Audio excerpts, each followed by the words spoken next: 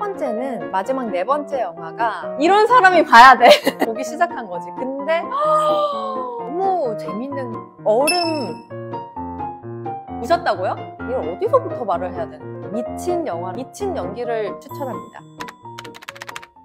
제가 영화를 진짜 좋아하거든요. 많은 작품들을 보고 또 보러 가는 걸 좋아하기도 하는데, 그래서 극장에서 봤던 영화들, OTT로 봤던 영화들 중에 좀 재밌게 봤다, 추천할 만하다 싶은 작품들을 4편을 준비했습니다. 첫 번째는 영화 하얼빈인데 지금도 극장에서 상영 중이죠. 이게 안중근 의사의 스토리를 독립운동가들의 이야기를 담은 작품인데, 사실 안중근 이야기는 워낙에 유명한 스토리이다 보니까 역사 이야기를 우리 모두가 다 알고 있잖아요.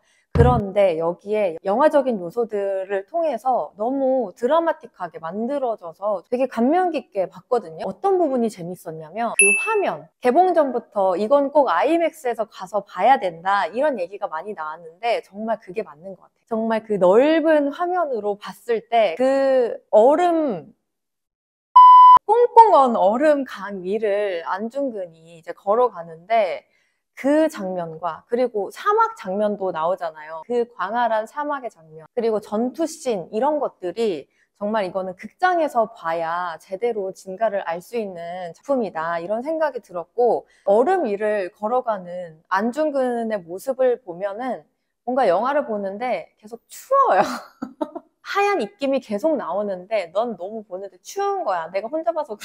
시대상으로도 사실 정말 잔인하도록 시린 시대이기도 하고 계절이기도 하고 추운 지역이잖아요. 그게 정말 잘 느껴질 정도로 화면에서 그런 영상이었고, 그 시린 시대에서도 쓰러지지 않고 정말 꿋꿋이 걸어가서 끝까지 싸워주신 거에 대한 감사한 마음이 영화를 보면 들 수밖에 없어요. 보셨다고요?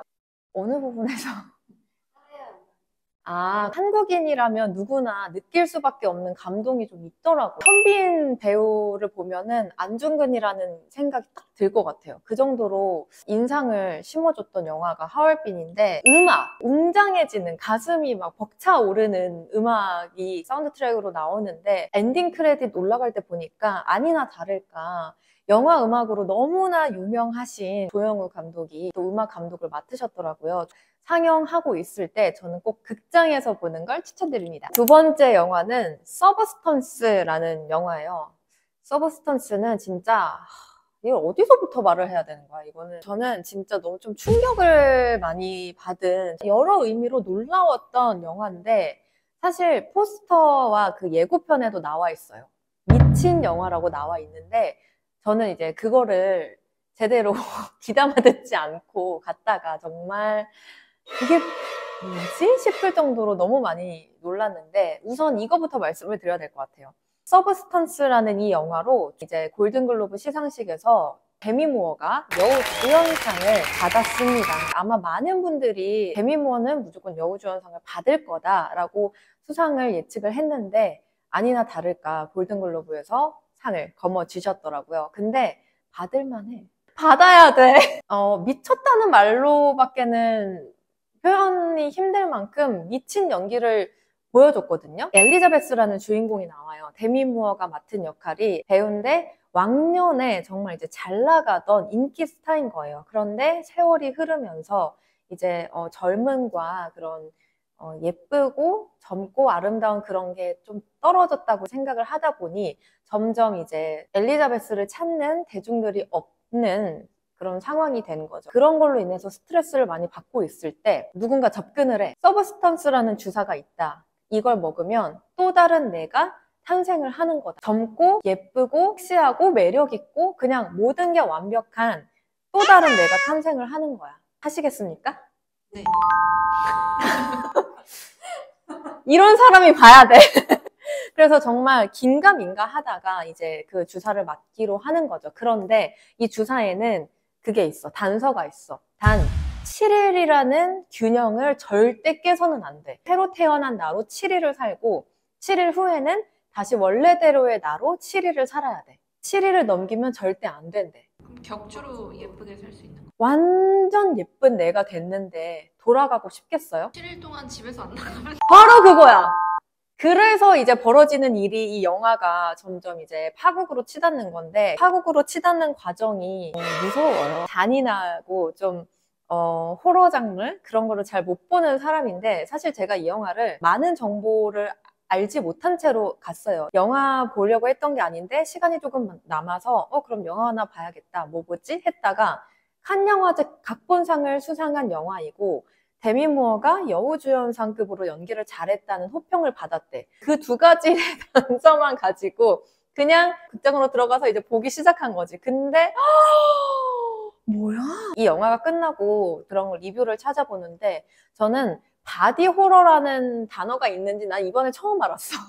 기존의 나와 또 다른 내가 그 탄생하고 돌아가는 과정이 적나라하게 화면에 다 드러나고, 그리고 균형을 맞춰가는 그런 과정에서 또 그런 극장에 나와서 집으로 향하면서 원래 버스 타고 갈 거리인데 생각이 많아지다 보니까 걸어갔어. 걸어가면서 그 잔상이 계속 떠오르는 거야. 나는 그 영화에 내가 지금 뭘 보고 온 거지?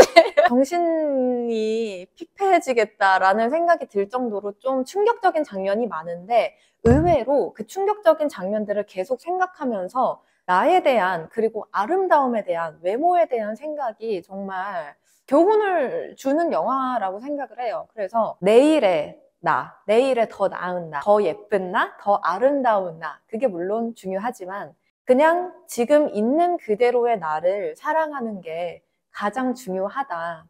그거야말로 정말 아름다운 그 자체다.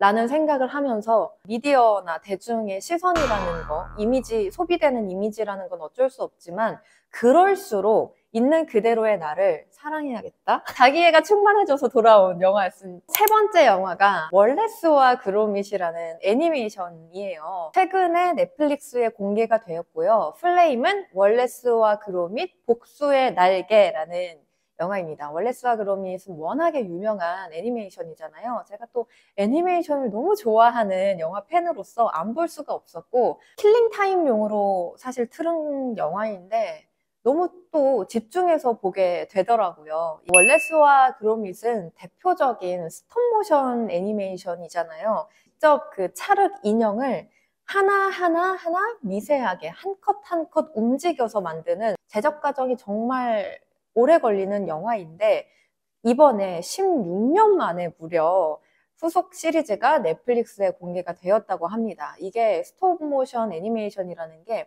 1초에 24프레임을 이걸 제작한다고 해요. 장인 정신으로 한 땀 한 땀 만든, 그런 전 세계의 평론가들이 평가한 로튼토마토 신선도 지수에서 100%를 차지해서 정말 세계에서도 호평을 많이 받고 있는 영화여서 저는 정말 추천하는 영화이고, 이렇게 좋은 평을 받을 수 있었던 이유는 요즘의 시대상을 좀 많이 반영을 한 것 같아요. 주제가 로봇이 나오는데 로봇, 신기술, 발달된 뭔가 그런 기술력, 그런 거를 받아들이는 과정에서 요즘도 사실 그런 얘기 많이 나오잖아요.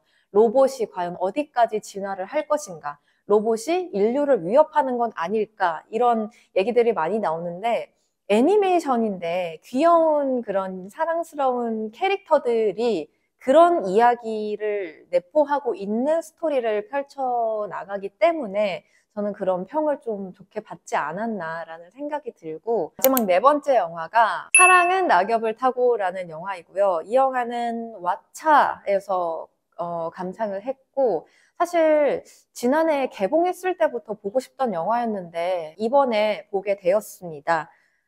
한마디로 이 영화를 얘기를 하면 그냥 눈이 건조한 사랑 이야기예요. 핀란드 영화인데요.